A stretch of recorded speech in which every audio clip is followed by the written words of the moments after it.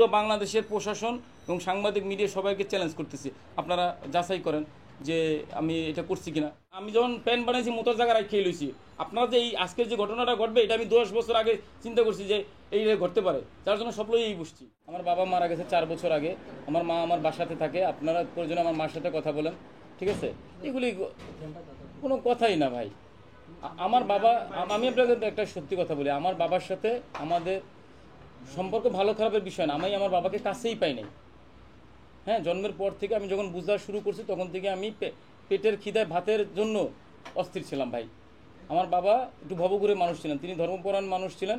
তিনি বিভিন্ন জায়গায় আমাদের খ্রিস্টান ধর্মীয়, আপনাদের ইসলাম ধর্মে যেটা বলে যে কি বলে এটা, চিল্লায় ঘুরে বেড়াইতেন, চিল্লায় যাইতেন। আমার আব্বাকে আমি কাছেই পাইনি, মারামারি তো দূরের কথা, বা বাবাকে মারার কথা তো দূরের কথাই। হ্যাঁ, উনি ভবঘুরে মানুষ ছিলেন, মানে সহজ কথা পাগল মানুষ ছিলেন। আমার গ্রামে যাই জিজ্ঞেস করেন সবাই বলবে আমার বাবা পাগল ছিলেন। তো পাগল মানুষ, এগুলি হলো ভিত্তিহীন কথা, মিথ্যা কথা, ঠিক আছে? কিডনির বিষয়ে হচ্ছে আপনাকে একটা কথা বলি, কিডনি এমন একটা জিনিস বা শরীরে অঙ্গ প্রত্যঙ্গ একটা জিনিস যেটা খুইলা কাইটা বাজারে দোকানে কি বিক্রি করা যায়? বিক্রি করতে হলে তো জায়গা থাকতে হবে, সেট আপ থাকতে হবে, হসপিটাল লাগবে, বড় বড় ডাক্তার লাগবে, যাকে বা যে জায়গা পাঠাইছি সেই স্থানটা লাগবে, যার শরীরে স্থাপন করছি বা বিদেশেও যদি পাঠাই তার তো একটা ব্যবস্থা থাকা লাগবে। সেই ব্যবস্থাগুলো খুঁজে বাই করার দায়িত্ব আপনাদের দিলাম। আপনার দেশের প্রশাসন এবং মিডিয়া সাংবাদিক ভাই যারা আছেন, আপনারা একটু খুঁজে বাই করেন যে কোনো জায়গায় এরকম কোনো ডকুমেন্ট আপনারা পাইছেন কিনা। খালি মুখে কথা বললেই হয়ে গেল যে কিডনি এমন একটা জিনিস বা শরীরের অঙ্গ প্রত্যঙ্গ এমন একটা জিনিস যেখানে ইচ্ছা খুলে বিক্রি করা যায়। অনেকেই তদন্ত করে গেছে, অনেকেই ডকুমেন্ট নিয়ে গেছে, যাচাই বাছাই করতেছে, আমাদের কোনো অসুবিধা নেই। না, কোনো ব্যবস্থা নেই।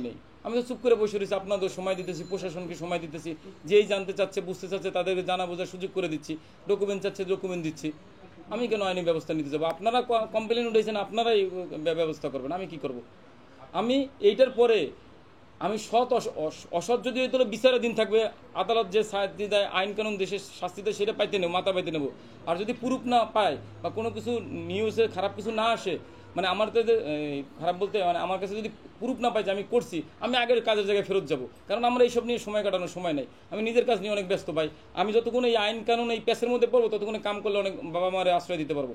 আমি আপনাদের কারো বিরুদ্ধে কোনো অভিযোগ নাই, কারো বিরুদ্ধে আমি কোনো এলিগেশনে যাব না, কোনো মামলা মোকদ্দমায় যাব না, সম্মানহানির মামলাও করব না। কারণ আমি সম্মানটা পাইছি তো জনসাধারণের মানুষের কাছ থেকে। আমি যখন ব্যাক করব এই প্রতিবেদনে, এই অবস্থা শেষ হবে, আজ হোক আর কাল হোক, 5 দিন পর হোক, শেষ হওয়ার পর আবার যখন কাজে ব্যাক করবো, মানুষ বুঝতেই পারবে যে আমি কেমন লোক। তাহলে এটার বিচারাধীনের কী আছে? আমার মান সম্মান যায় না, আমার মান সম্মান উঠছে।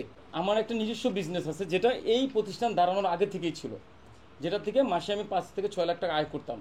সেই আয়ের টাকা দিয়ে নিজে চলতাম। একটা সময় যখন মনে হলো যে আমার কাছে ভালো আয় হয়, আমি অনেক সম্পদ করার মতো সামর্থ্য রাখি, তখন চিন্তা করলাম সম্পদ করে কোনো লাভ নাই, তার চেয়ে দেখি মানুষের জন্য কিছু করা যায় কিনা। দেন 2014 সালে আমি এই আশ্রয় কেন্দ্র শুরু করি এবং নিজের টাকা দিয়ে 2018 সাল পর্যন্ত গোপনেই সবাই চালায়, আপনারা জানতেন না কেউ। 2018 সালে মানুষের প্রকাশিত হলো, মানুষের কাছে জানাজানি হলো, দেন আস্তে আস্তে এটা বড় হলো। আমার ভাই নিজস্ব বিজনেস আছে, আমার ওয়াইফ জাতীয় হৃদরোগে চাকরি করে, হ্যাঁ, সরকারি চাকরি করে, ভালো বেতন পায়, এবং আমার নিজের বিজনেস থেকে মাসে 5 থেকে 6 লাখ টাকা আয় হয়। একই সাথে আমার সোশ্যাল মিডিয়াতেও বেশ ভালো টাকা আয় হয়। 23 সালে Milton home care private limited আমার কোম্পানি থেকে আমি চাইল্ড অ্যান্ড ওল্ড এজ কেয়ারের অ্যাকাউন্টে 66,19,310 টাকা দিচ্ছি, যেটা অডিট বলে। এই অডিট কিন্তু আমরা করি না, প্রতিষ্ঠান থেকে চাইল্ড অ্যান্ড ওল্ড এজ কেয়ারে দান করছি, ডোনেশন হিসেবে দিছি 66 লাখ টাকা। তার মানে এই টাকা আমি এককালীন দেই নাই। দেখেন আমি এখানে লিখে দিছি, কোনো ধরনের সংগঠন এনজিও গ্রুপ থেকে আসা নিষেধ, মানে আমরা তাদের কাছ থেকে দান নেই না, কোনো প্রতিষ্ঠান মানে কেউ আমরা শুধুমাত্র স্বেচ্ছা দান নেই।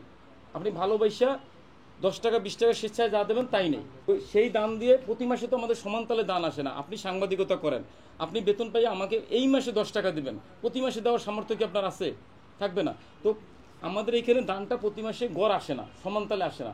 আমার যদি 30-40 লাখ টাকা খরচ থাকে, প্রতি মাসে 30-40 টাকা দান আসে না। কোনো মাসে 45 লাখ 50 লাখও আসে, কোনো মাসে 25-30 লাখও আসে, 25 লাখও আসে, কিন্তু আসে, বলবো না যে আসে না। তো ওইখান থেকে আমার কিছু প্রতিষ্ঠানকে সাপোর্ট দিতে হয়। আমরা নার্সিং সার্ভিস দিচ্ছি, বাংলাদেশ বয়স্কদের বাড়িতে যেয়ে লোক পাঠিয়ে সেবা দেই, সার্ভিস দেয়। হ্যাঁ, আমার নার্সিং সার্ভিস এজেন্সি আছে এবং সেটার বয়স প্রায় 12 বছর, এক যুগ পার হয়ে গেছে ভাই। না, এখানে না দাদা, আলাদা মানে সেট আপ আছে, আলাদা অফিস আছে, আলাদা স্টাফ আছে, সব কিছু আলাদা। আমরা তো তাদের নিয়েই কাজ করি যাদের কাছে মানুষ যায় না, যাদের দেখভাল করার মতো দুনিয়াতে কেউ নেই, তাদের একটু সরকারি হসপিটাল নেয় না, যাদের হসপিটালে বেসরকারি হসপিটাল নেয় না। পুরো বাংলাদেশের প্রশাসন এবং সাংবাদিক মিডিয়া সবাইকে চ্যালেঞ্জ করতেছি, আপনারা যাচাই করেন যে আমি এটা করছি কিনা। প্রুফ দেখাবেন না আপনারা? হ্যাঁ, চ্যালেঞ্জ করছি, ওপেন চ্যালেঞ্জ, গতকালকে থেকে চ্যালেঞ্জ করতেছি। কেউ পারলে প্রমাণ করুক যে আমি একটা কিডনি বিক্রি করছি কোনো জায়গায়, বা একটা অঙ্গ কোনো জায়গায় বিক্রি করছি। চ্যালেঞ্জ করতেছি, আমার অস্বচ্ছতা আছে, আমার একটা রসিদ পারলে, আমার একটা মানি রিসিটের এদিক সেদিক করে দেখুন। আমরা বাড়ি কিনছি, জমি করছি, গাড়ি করছি 5টা, এগুলো করছি। আমরা সাভারে নিজস্ব বাড়ি করছি 6.5 তলা, জমি কিনছি ওইখানে। আমার ওইখানে বাচ্চারা স্কুলে পড়ে, আমার প্রায় 16-17টা বাচ্চা আছে, মায়ের দুধ খায়। 45টা বাচ্চা আছে, তাদের প্রতি আমি যখন প্যান বানাইছি মোতার জায়গা খেয়ে লইছি। আপনারা যে এই আজকের যে ঘটনাটা ঘটবে, এটা আমি 10 বছর আগে চিন্তা করছি যে এই ঘটতে পারে, তার জন্য সব লইয়েই বসছি। আমার চাইল্ড স্কের অ্যাকাউন্টে কোটি টাকা থাকুক, এটা নিয়ে তো আপনাদের মাথা ব্যথা না। এই টাকা তো আমার না, অসহায় মানুষের টাকা। অসহায় মানুষের পিছনে আমি খরচ করবো ধীরে ধীরে।